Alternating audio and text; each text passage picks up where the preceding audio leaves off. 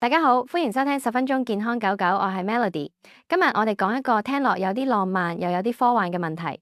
狗狗會做夢，佢喺夢入邊係咪真係見到你？你返工啱嗌，咁夜晚佢個會唔會偷偷夢住你？答案係狗狗唔只會發夢，仲好有可能夢到你。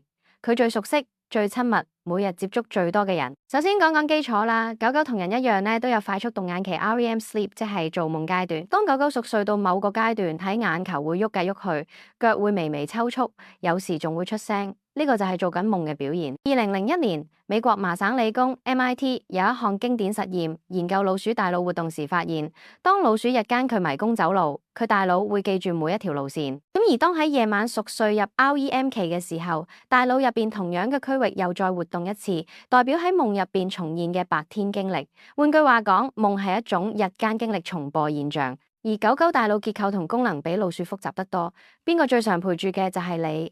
你幫佢餵飯、摸頭、講嘢、帶嚟散步，佢每日最多互動嘅對象就係你。咁所以研究推斷咧，狗狗夢入邊最有可能重現嘅對象就係主人你。哈佛大學一位睡眠心理學家 Dr. Deirdre Barrett 曾經講，狗狗夢境好可能包括佢哋對主人嘅印象，包括聞你、望你、聽你講嘢，甚至一齊玩耍嘅回憶。再嚟一個觀察，唔少主人發現狗狗夜晚嘅角時會發出輕聲吠叫咧，喐尾啊、踏腳，就好似夢入邊追住波波玩緊遊戲。你話佢係咪夢住你啊？雖然冇辦法直接問佢，但係根據大腦運作模式咧，好有可能。不過如果你發現狗狗佢角時出現抽搐、驚醒甚至大叫，有可能係噩夢啦。